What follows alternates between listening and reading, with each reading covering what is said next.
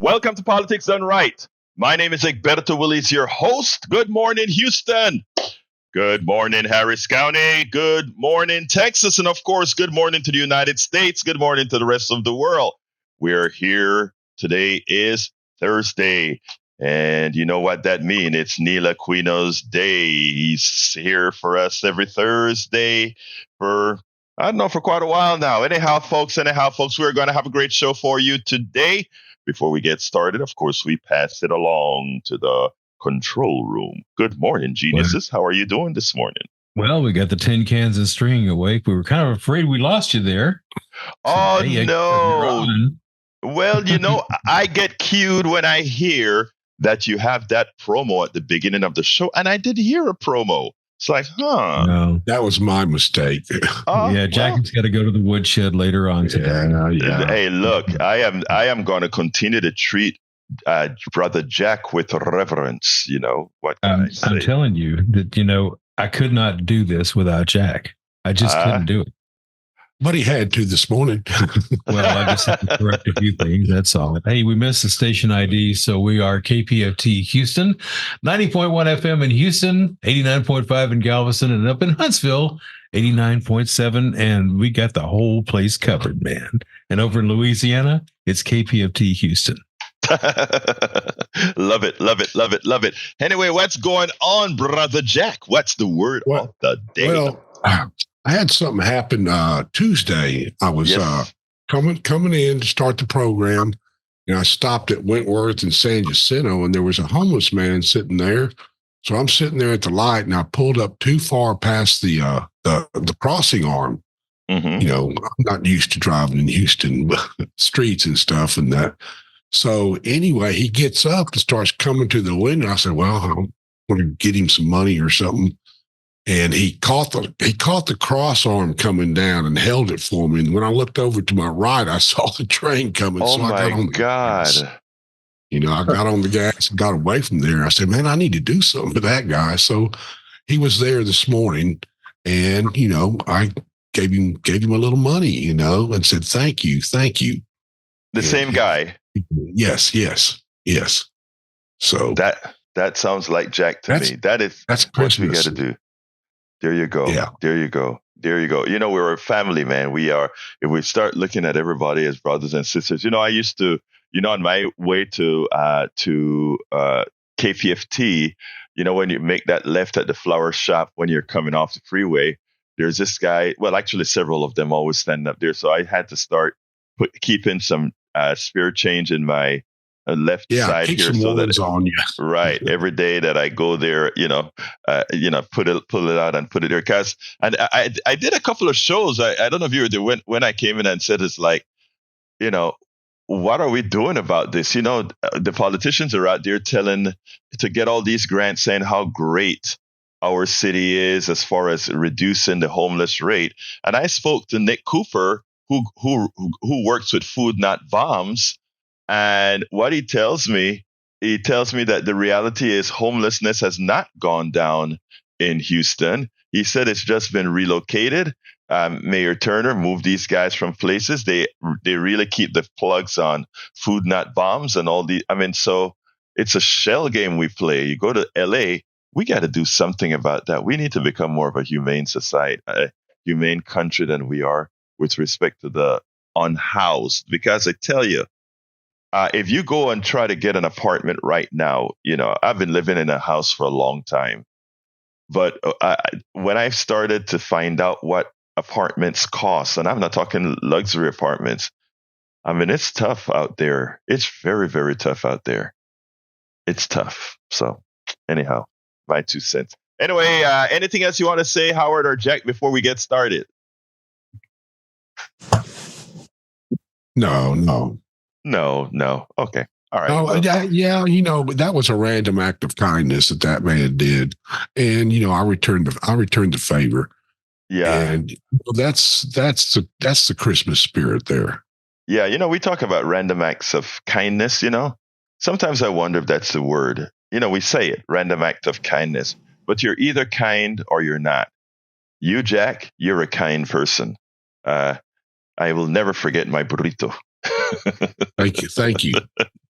I'll never forget my burrito. Anyway, Oh, we'll get him again sometime. yeah, we got to go spend some time at that lake and shoot the bull some again.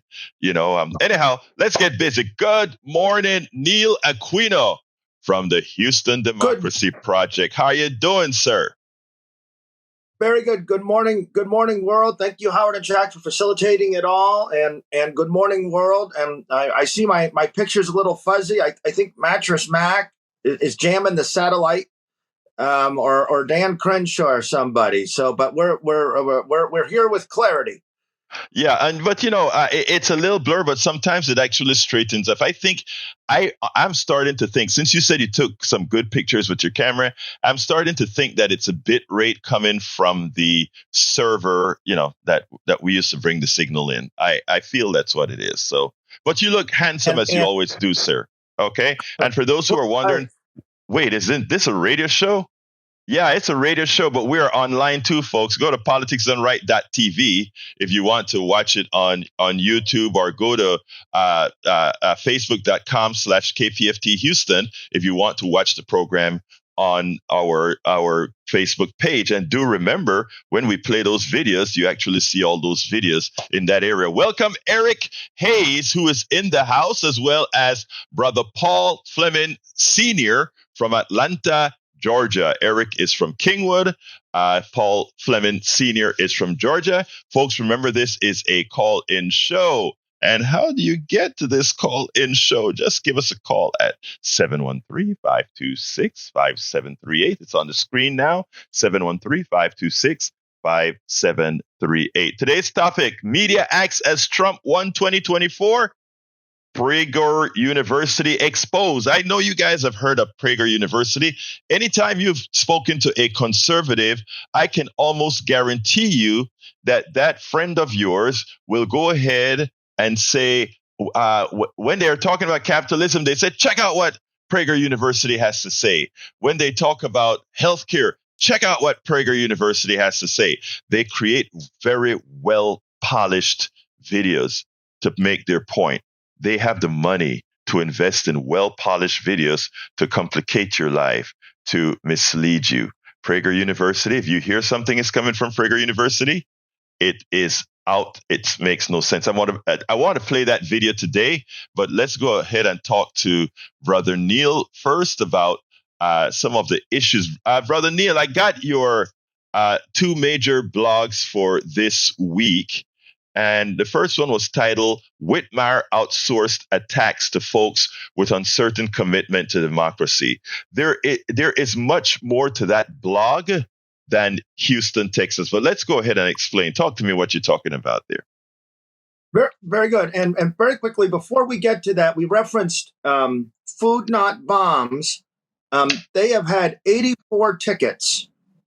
Citations for their weekly actions down at the Idelson building near the public, at the public library.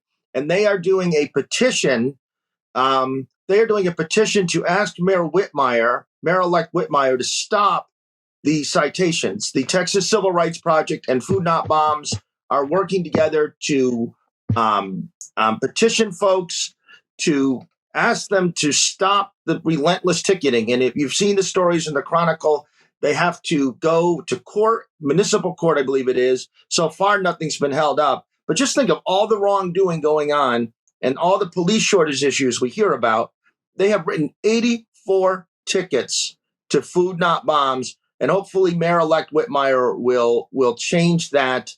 Will change that approach, because it's just awful. And Mayor Turner won't change it. He is just stuck on it. We've been working with the Houston Peace and Justice Center. We've raised, I say we've raised a lot of money. We, along with Food Not Bombs, we have been raising a lot of money to pay for those tickets. So HPJC is an integral part of making sure that these folks are well taken care of. Alistair Waters just joined us, and she says, good morning to all. Anyway, let's talk about the Whitmire outsourced attacks. Right. So one of the themes, and it was a story in the Houston Landing that immediately got me to this topic, though I'd been aware of it. But one of the things that John Whitmire has talked about, he keeps saying, I haven't criticized anyone. I haven't criticized anyone. I've been positive. And yeah, he never criticized anyone, but he outsourced his attacks to some of the worst folks. The law enforcement unions who have been supporting without apparent hesitation candidates and officials who tried to overturn Harris County elections, Republican media echo chamber, Melior, and the whole tough on crime crowd never let up on Sheila Jackson Lee the entire time, and the Republican electorate itself. The majority of Democrats voted for Sheila Jackson Lee. The overwhelming majority of Republicans voted for John Whitmire. There's nothing inherently wrong with bipartisanship. In fact, you need bipartisanship for a functioning society. But these are people willingly supporting election deniers. These are people not stepping back as Trump uses Hitler-like language, the blood of the nation. So sure, that Senator Whitmire himself didn't go negative. He left the negativity to folks with a tenuous commitment to democracy. It got him elected and made Houstonians who value democracy less safe because there's no public safety without democracy.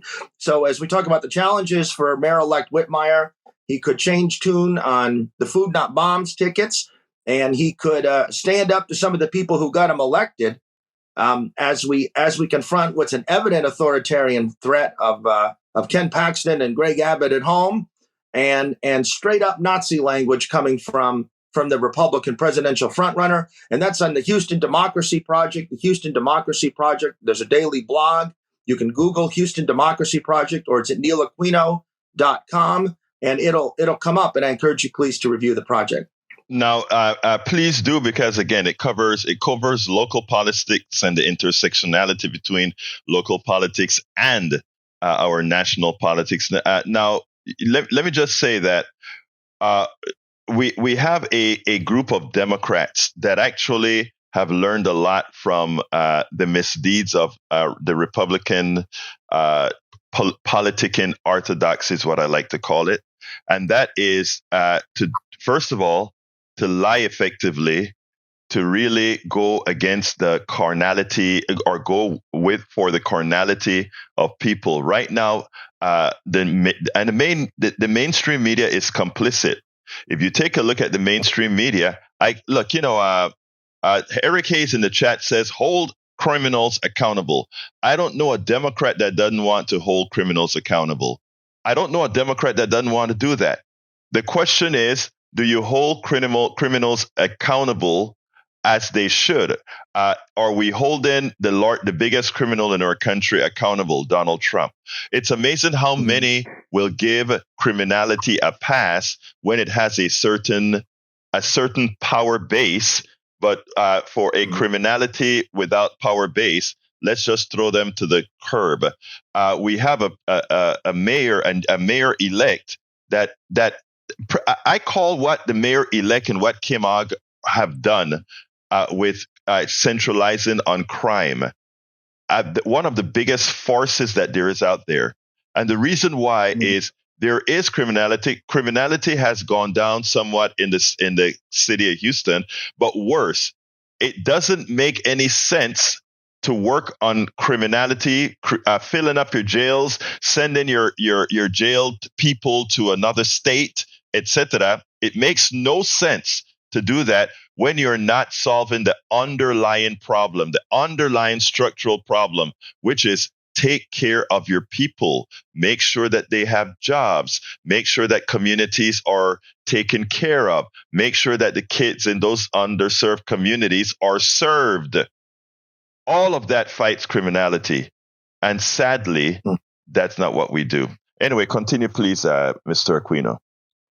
Right. And it's important to talk about the tough on crime message, that the quote unquote tough on crime message, because it always comes with that message that Democrats don't care, right? It always comes with that message that Democrats don't care about crime.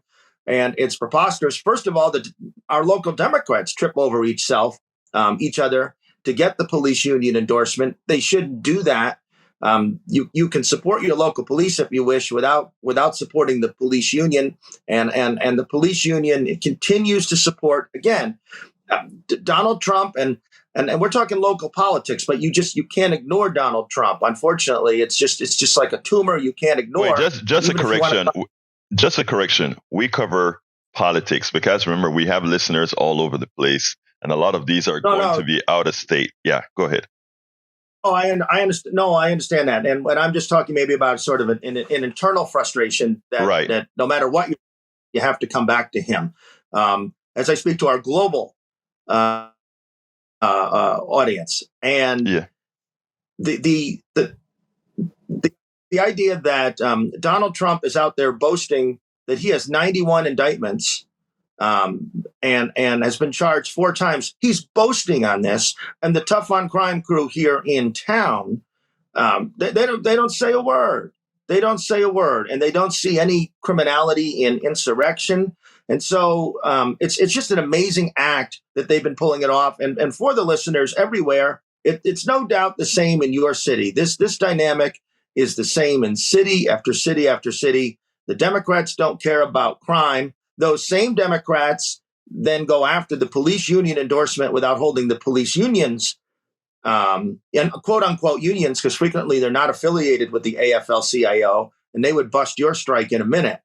And then the unions themselves undermine the Democrats to seek their endorsement, and the head criminal himself is the Republican presidential frontrunner. It's a hell of an act. It's ridiculous. That is why we need a new crop of Democrats running, the ones that don't fear the establishment, that go out and get things done for the average American citizen. Anyway, Donald is on hold right now, so come on in, brother. Donald, how are you doing this morning? Good morning, Alberto. How are you? Good morning, Bill. I am doing fine. Good.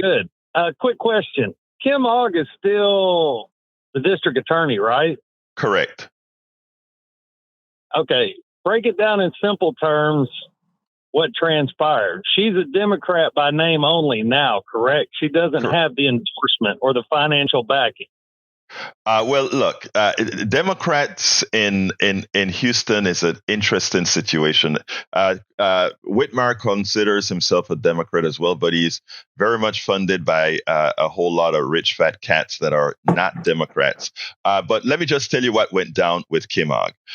What Daniel Coyne and many other precinct chairs have done is enumerated all the things that she has done that were pretty much anti-Democratic Party, or whereas she went again after Democrats for no cause. Example is going after Rodney Ellis for a storage location for African art, going after Lina Hidalgo for something that she definitely didn't do, not going after police officers that have murdered Houstonians, supporting Republicans in races when there is a viable Democrat in a race, something that pretty much, if Houston's elections were partisan, would have gotten her sanctioned in the party. Has also not gone after, or rather, there is a particular woman who has a son that had a mental issue, allowed him to have a record as opposed to a hospital bed. We could go over and over and over again that things that she did so that she would be appeasing to Republicans. There's a young, older guy, 65-year-old black man who was he was getting over his conviction, over parole, and apparently it was a few days out. He didn't know that he wasn't supposed to vote, so he stood in line for 6 hours in Harris County to do the citizens thing and vote. Paxton found out about this guy somehow, didn't bring it to Harris County, took it to Montgomery County to claim voter fraud. Montgomery County no-billed it, saying that the Attorney General does not have the right to go after any citizen on the voting issue. So the guy got no-billed. What did Kim Ogg do? Kim Ogg made sure that he had to face that took the case to the Harris County grand jury, cost this person grief. The Harris County grand jury no-billed him. But what it did is it left a stigma for the black male voter, which has always been an attempt to get not to vote, to suppress that vote. another gift that she made sure the Republicans knew she was on board. She went ahead and went against a doctor, a Pakistani doctor, who had some extra COVID vaccines. He was going to have to throw the vaccines away, so he gave it away, injected people for free. She went ahead and charged him, dragged him in front of the grand jury. The grand jury no-billed him, almost destroyed his practice. Have you noticed something with all the people that I've called thus far? Every single one of these major cases that she put out was against a person of color. All right? And this, we can repeat these stories over and over. Go ahead. Yes. But she'll still be in that position until she's voted out, correct? She'll be in that position until the end of the segment. Now, in March comes the primary where she goes up against Sean Tier. And if she loses that election, her term ends next year. Right. That primary begins, early voting begins February 20th, and election day is March 5th. And I'll add to that. Do you think there's nothing that could be added to such a long, specific bill of particulars? All along the way, when these rank and file precinct chairs have sought to admonish Kim Ogg, put on her record from the Democratic Party that she's done these things, she has called them elitists, said that they were acting like Republicans, criticized them as privileged. And these were the rank and file, hardworking, multi-year volunteers. Many of them know Kim Ogg. These are the people who know her best. And this is the way they proceeded by a margin of 129 to 61. It wasn't even close. And she not a moment of self-reflection. She criticized the active working base of the party who was not paid a dime. Yeah. Anything else, Donald? Was that clear enough, or you need some more? No. You're going in with it. Okay. Is there any other Democrat district attorneys in the United States, or is she the only one? Oh, no, there are a lot of real progressive Democrats in major United States cities, Philadelphia. And the interesting thing is the police unions are always against these progressive DAs, right? Because they are holding everybody accountable. They hold the police officers accountable, and they hold the citizenry accountable. If you do wrong, you go to jail. If jail is warranted, if you do right, you're fine. We have district attorneys, and I only happen to remember Philadelphia right now, but there are a lot of district attorneys, city after city after city, Democrats that are progressives, that are realizing that the way to handle crime is not throwing every Dick, Tom, and Harry in jail, but trying to find what's the underlying cause of the crime and solve that problem, because you solve much more when done that way. Anything else, Donald? Oh, yes or no. I love you guys, and y'all keep up the good work, but I want to ask you one thing. Yes, sir. So she could indict a ham sandwich if she wanted to, correct? That's correct. I'm going to pull your chain today. Don't take it the wrong way. So that means they could indict an orange person also, correct? Donald, I knew something like that would be coming from you, brother Donald. Thank you so kindly. You have a wonderful rest of your day. Yes, all right. You too. Bye-bye. All right. Before we go to Harry, I want to bring up the second subject that Neil is here for, his second blog. Neil, I really extensive police powers of SB4. Our citizenry need to understand the dangers of SB4. So run with it, brother. Great. So this week, Governor Abbott signed SB4, and this is a bill that allows our Texas State Police and local police anywhere in the state to, on suspect, that a person is suspect of having crossed the border, allows them to arrest them, detain them, and begin a process that may have them sent back across the border. And it doesn't even matter what country these folks might come from.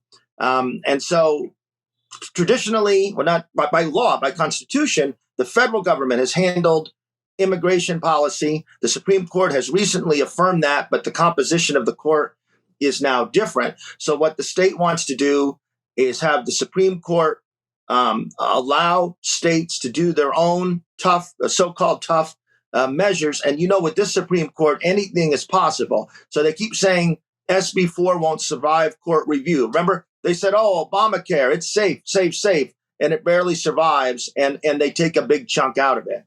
And one of the most important local aspects of this, beyond the fact that your traffic stop can be turned into a deportation matter, is that this is a vast expansion of police powers. This won't stop here, and Judge Lena has talked about this as well. The police, the 200 DPS, Department of Public Safety, state troopers that John Whitmire has pledged to bring here, and that representatives like Armando Wally or State Senator Alvarado have supported, they will become a deportation squad. And then also, if Trump is returned, forbid, there's an Insurrection Act, there's a suspension of civil liberties, which he's openly talking about, and our Harris County Republican elected officials don't say a word, neither do our Democrats really. These police will be here with that capacity, and people do not understand how quickly they can be defined as criminals by others with power and access to arrest and overwhelming force. It's not the migrants the right is gunning for in the end. It's our civil liberties they want in the service of an authoritarian view. I just want to emphasize that. People do not understand how quickly they just think they're going about their moderate business. They vote, they support, they vote every term, they support our elected officials or don't, but they're just citizens. You lose your rights to an authoritarian outcome. You're on the street and you are criminalized. They can just change the definition of what our laws are or how our laws are executed or how our politics is executed. And you go from a normal citizen to someone suspect to arrest. And we are bringing in the architecture of that with these massive police powers across the state. And the Democrats who supported John Whitmire, who supported these DPS troops, who talk about immigration, State Representative Armando Wally comes very much to mind. Don't want to answer the question, haven't answered the question, won't these DPS troops be deportation squads? And when the DPS troops were in Austin at the request of the mayor, Kirk Watson, another older, traditional, kind of conservative, longtime state senator, there was disproportionate arrest of Latino people. Mayor Watson asked them to leave, and they wouldn't leave. So not trusting John Whitmire to begin with, but let's say that John Whitmire says, you know what, this is just too much, or maybe his own self-interest is impinged because that's really the only time they'll act. And he asked them to leave. The precedent already exists that Governor Abbott and these police will say no. So we are bringing in the architects of our own political loss of freedom under the guise of these so-called tough immigration measures, and we really need citizens to ask our elected officials these questions, and they need to act and contemplate and think about what this is. Let me personalize this. This is what I call legalized profiling. Legalized profiling is what's going to be used. They now have license to profile you. They won't call it that, but they have license to profile you because now if they suspect that you may be foreign, all right, they'll come after you. Now, personalize this to me. I go after politicians on my program. I go after politicians with my activism when I'm out there in the streets or whatever. Suppose that someday Kim Ogg tells one of her good old friends, hey, he wasn't born here, they take that accent. And suddenly they have reasons to shake me up, right? Hoping that they can get me to do a little something that causes them to say, I'm arresting you for resisting or whatever. It won't work with me because I'm always very respectful to police officers, even as I'm always respectful. But that said, a person, they see you in a store, Neil. You're just a regular old white guy, but you happen to have a name that doesn't sound too white or too American with your name Aquino. It is a classic name you get, but you're a white dude, and they'll someday come and say, hey, Aquino's an outspoken guy. Hey, let's kind of shake this dude up a little bit. And then when they go to court, well, the reason we shook up Aquino is because, we had reason to believe XYZ. Folks, these things, while, and it behooves me that many Latinos support this kind of a thing, right? But there's a whole Latino story that I will go into some other time, that I will tell from the Latino perspective at another time. But anyhow, it's interesting that people don't see the dangers in creating this power to get yourself policed more than you're already policed by your local entities. Let me tell you something. As we've mentioned here, I'm part of a weekly protest at Senator John Cornyn's office at 5300 Memorial Drive every Tuesday, 11:30 to 1. We've been out there for almost seven years, and we are basically, though not exclusively, Anglo group. Our average age is probably pressing 70. We are watched each week by the Criminal Intelligence Division of the Special Response Group of HPD. So we represent mainstream views. The majority of people in Houston did not vote for John Cornyn. We are out there in that classic King George petition your government sense. Mm-hmm. We watched each week, 357 weeks at this point, by the criminal. And one of the things is someone comes at us. So we've had people throw eggs at us, softballs. A man came over once with a gun in a holster. We've had trucks rev up their smoke. Our count is 9 now for times we've been charcoal rolled, to use the term. The police don't make any distinction between that group of 70-year-olds on the corner and that aggressor with far-right insurrectionist views. When you say, hey, this guy threw a softball at us, they'll say, well, you know what? You kind of provoked them. And I don't even need to generalize about some of the officers. Some of the officers have been helpful. You don't need to generalize or stereotype any group of people. You don't individual. But I just want to make the point: anyone can be criminalized. Exactly. Anyone criminalized.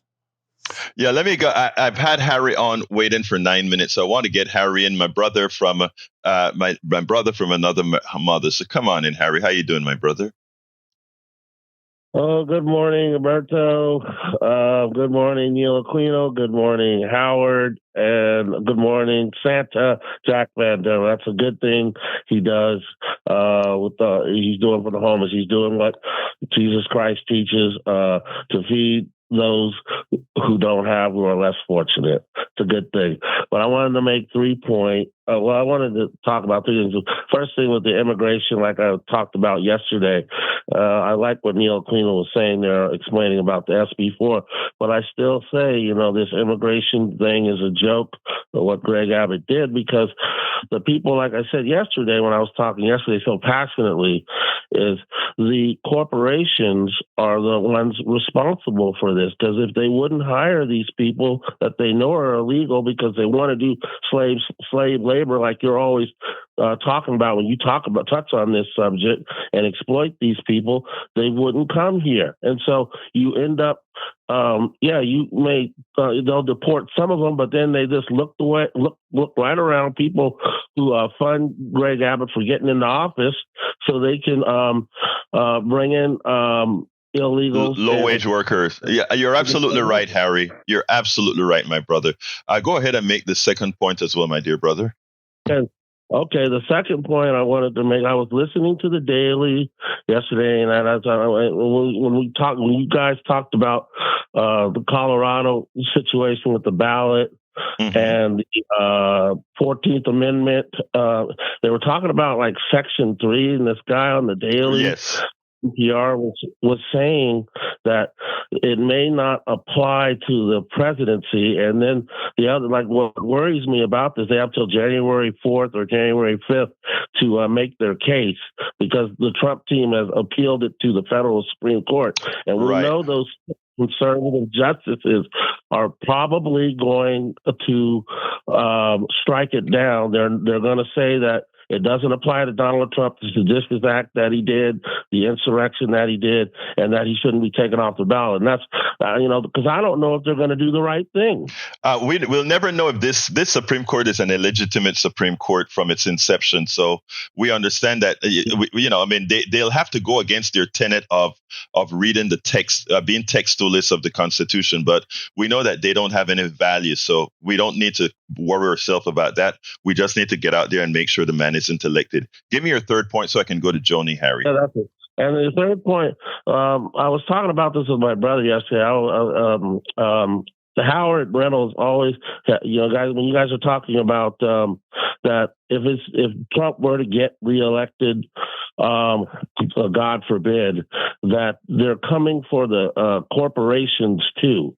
If we became a fascist state, yeah, which Trump and autocracy, which Trump wants to turn this into, what does Howard exactly mean by that when he's talking about they're coming for you corporations too? Well, since Howard is here, if he's here, Howard can answer that. I'm here. Oh, can you answer that for me, Howard? Yes, Harry, I can. Any type of dictator is not going to stay within any type of bounds. First, it's going to be the population. It'll be the weaker ones. It'll be the LGBTQ, whatever it is. Then it'll be the minorities. Then it'll be the immigrants. And then when he's run out of it, he's going to go to the corporations, just like Hitler did. They said the corporations supported Hitler, saying, "Oh, well, we can keep control over him by money, finances." Well, look, they didn't. They weren't able to do that. Pretty soon, the dictator will be dictating to the corporations what they can make and what they can't make. Oh, okay. That's what I didn't understand, because the other part you were talking about, the LGBTQ and the weaker ones, I figured they would, prey on them. But now that they want to control how the corporations run their business, tell them what to do. And a dictator will never stop at any limit. There are no lines of demarcation where a dictator will stop. Because then pretty soon they'll say, well, General Motors, you can only make little small cars. You can't make these big SUVs anymore. Okay.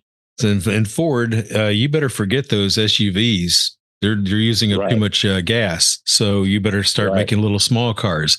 It's much like it. I mean, it's an exaggeration, but it will happen. If a dictator gets in power. Brother Howard, I don't think it's an exaggeration at all. I think you nailed it. Right. Thanks for breaking that down. And so, as Berto Willis said there a few minutes before, we have to do our part as voters and make sure dictators don't get into office. Hey, Harry, I want to get Joni in. I love you, but I want to get more people in, my brother. Okay, so let's talk tomorrow, okay? Thank you, brother. We'll talk tomorrow. All right, let's go to Joni. Come on in, Joni. Hi, good morning, Egberto. Just wanted to weigh in on, because I'm somebody that has held out. I don't have internet at home. I still carry a flip phone. I still use cash and check. So I'm going to weigh in on the big tech, that they would be all on board with an authoritarian regime, and they're extremely powerful. They want their own country, digital country that's sitting at the UN table. So I'd like to point out that anyone who is an authoritarian is going to be well served by, surveillance technology. On another station, I heard a story about a businessman in China who tried to cross provincial lines after he'd been given a clean bill of health. And what happened was, when he put his money in a digital bank that he thought was legit, he tried to cross the lines into a different province, and his his phone showed up red when it should be green, because he'd just had his test, everything was fine. And so I don't know, somehow the government was involved there with trying to keep him from his money that he put into this so-called, digital bank. So anybody that is going to be in a position of power as an authoritarian leader is going to be well served by a surveillance state. And it's been something I pointed out. I like to write music too. So the digital tech is there to sell, surveil, sedate, manipulate, and ultimately separate. A lot of folks. No, Joni, hold on. Let me just say that while digital technology make things a lot easier, I love using ACH, and there's a new one that the government has just come out with not to challenge, but to enhance ACH with immediacy. And if I want to send you money, you can have it immediately. There are all these technologies that are coming out for that. I have nothing against that. Now, here's the part that I think we have as a citizenry, we have to be sure of, which you just said. You said you do everything with checks, with cash, etc. That methodology must remain, because you are correct. Just as digital is able to come in, digital is a form of surveillance. We, for convenience, we may allow ourselves to be surveilled, but we should also have the option not to be surveilled if we so want to. So your point is a very, very important point that you just brought up. So thank you so kindly. And what it does is it makes it to where our conveniences quickly become needs. And then I actually heard someone that was an apologist for the tech industry say it's like water. It's and that means we just don't know what a need is, because if we think that our digital technology and it doesn't serve anything but human. No, but I think you already explained it perfectly, Joni. You explained it perfectly, and it's also the reason why you probably stayed out of technology. No, I didn't, but I do still want to have the ability to use cash where I don't want to be surveilled. So your point is very well taken, and thank you so kindly for calling in. You have a wonderful day. Let's go to Johnny. Come on in, Johnny. Well, I hate to be bursting your bubble there, wet blanket, but even though I agree with you about how we need to have the option of privacy, to go analog versus digital, the cash that we get at the bank when we cash out check, those $5, $10, and $20 bills, they have those electronic strips embedded in them that enable banks to participate in tracking of who spends the money where. Yeah, but wait, hold on, Johnny. Hold on. I just so that the people hearing, I want them to understand this. But that is only at the first level of transaction. After the second level of transaction, that money becomes, well, how did you get it? etc. So you're correct. If the bank gives me $1 with a particular tracking, they know it came to me. If it goes into several different hands without going through a bank, it loses its traceability. Go ahead, my friend. So what I do to help short circuit that strategy on their part is I take my cash and I run it to my microwave. Then I use my magnet, I do that. And I'm degaussing magnetic tape. You know what you do in the radio station in the olden days?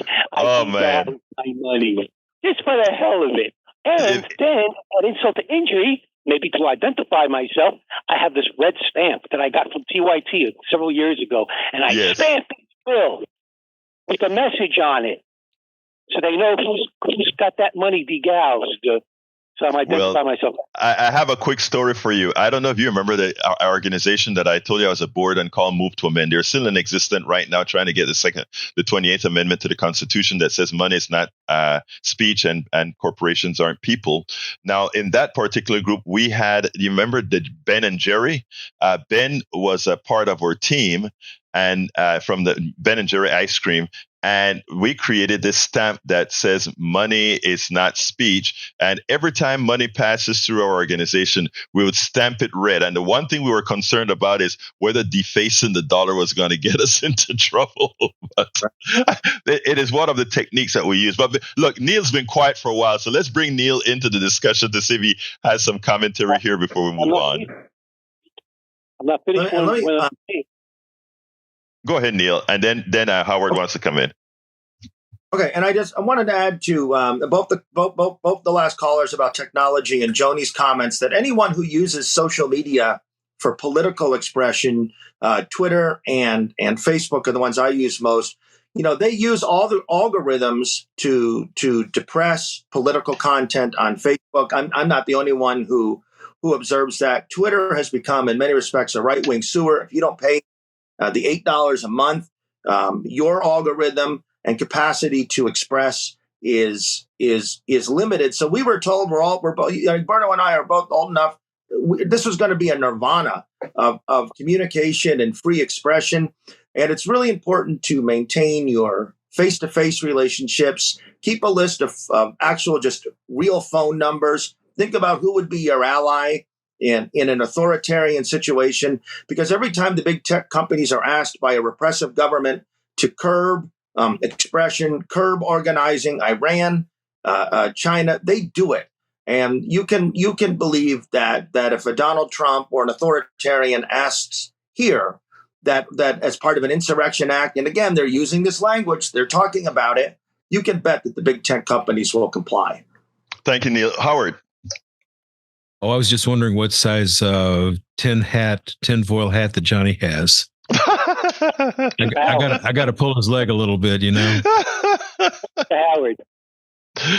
Hey, that's between you and Howard. Hey, Mayor Johnny, that's between you and Howard. I did say it. Howard did. Oh, no. I got a question from Captain Reynolds Rap. Howard, you got, man? Okay. Did you leave off any groups when you were listing that list of people that the Republicans will go after? Anybody you forgot about? No. The older people, because we're the wiser ones. Specific libs, specifically within that group, activists. Oh yeah. Like you and me, Aquino and Egberto. Well, because yeah. As soon as they get rid of us, guess what?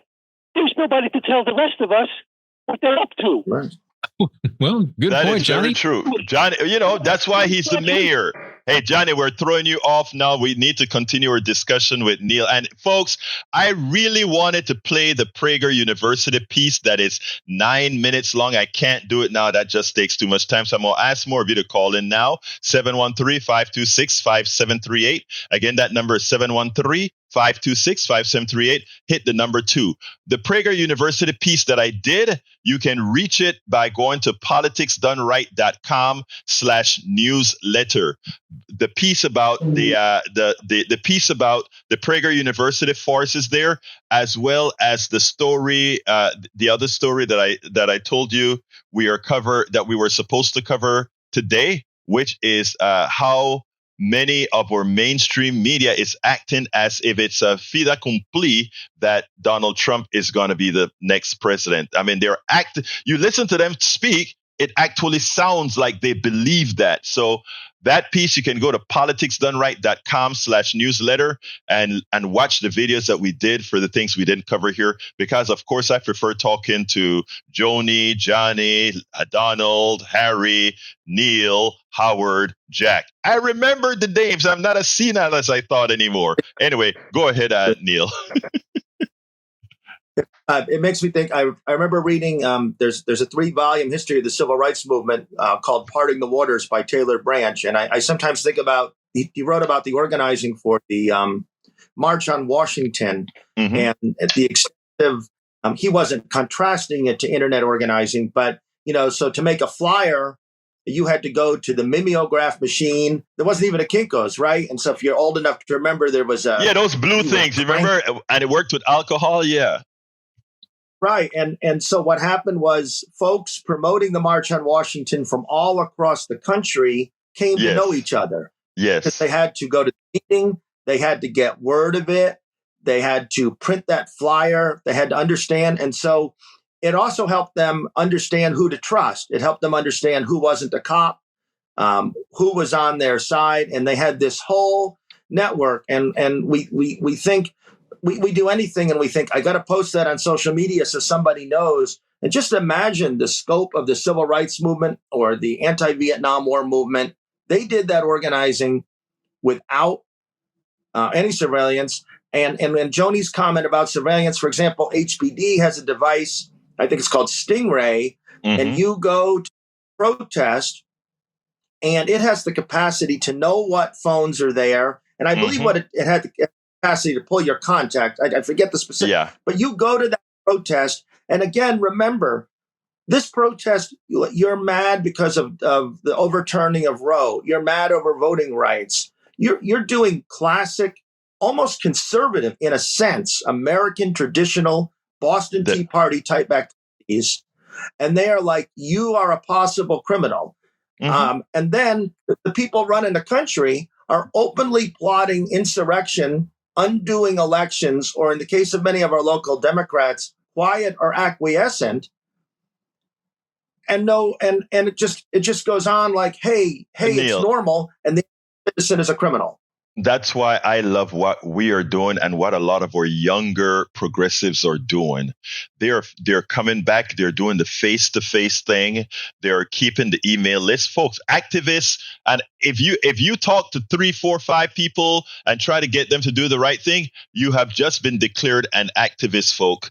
Keep your mailing list. Very important. Keep your emailing list. Keep your telephone numbers. Keep all these things that you have with your sphere of influence. If you have people that you meet on Facebook and Twitter that you've developed a relationship with, get it deeper than Twitter and Facebook. Even if they're out of state, out of country, get emails and phone numbers and contact information for these people that doesn't have to go through the digital sphere, because what the digital sphere does is when they need to turn you off, when the government says to turn you off, etc., they can. But if you have an email, if you have a telephone number, if you have an address, if you have all these other ways to connect with 5, 10, 15, 20 people, and each of those 5, 10, 15, 20 people have their same methods of connecting, guess what? We still reach everybody. It's called geometric progression of communication. And you don't have to have it being in bits, electronic bits to do it. We can do it through what's called networking. And it only takes 5, 10 people in your sphere to create hundreds of thousands of people connected. Remember that, people. I beg that you do. Brian is on the line. Come on in, Brian. How are you doing, sir?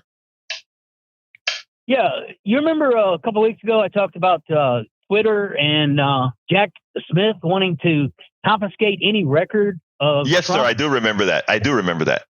Yeah, and now you're talking about what? Oh, the big government taking your privacy away, correct? Yes, sir. You are. You know, let me just say, Brian, before you continue, because I'm glad that you hit me on that, right? Because it gives me a chance to say that we're not unidimensional, right? And not because I believe that when it comes to criminality, that we should be able to do what Jack Smith did, means that I want your criminal. I want them to go after Brian. As an example, what too many folks on the right do with these sort of issues is they try to make it black and white. I am agreeing with you with regards to the average American citizen. I'm disagreeing with your portrayal that something wrong was done when we went after and did an investigation off of a proven insurrectionist. That's the difference here. So what I tell you all the time, Brad, is you may not realize that we have more in common than you think. But continue, sir. No, what Jack Smith actually did on Twitter is demand the accountability. Okay, he demanded anyone that wrote the word Trump, that followed Trump, that retweeted what he said or deleted him. Anybody. Yes. It doesn't matter who they were. Yes. He wanted that record. Yes. If a conservative did, he got that record. If a progressive did, he got the record. Yes. Now, who is a totalitarian force? Jack Smith. He overstepped his bounds. Let me ask you. Let me throw the question to you, Brian. Okay. You have an authoritarian that's called Donald Trump that we know under his behest we had an insurrection. You may not want to call it an insurrection. I call it an insurrection. The community wants to investigate that. Okay. Now, how do you do an investigation? One of the reasons there are some rules in investigating, which means none of these things that Jack Smith found in those Twitter accounts should ever become public. Yeah, technically speaking, right? But if you're doing an investigation to find pathways of criminality, how else do you find the pathways of criminality? Please tell me. By going through a record that someone is totally neutral? Is that how you get that? No. What I'm saying, Jack Smith never charged Trump with insurrection, did he? No, and there are reasons why it would have been it would have taken a lot longer to charge him with insurrection, but the Colorado judges did find that he was a part of the insurrection. No. Has he been charged with insurrection?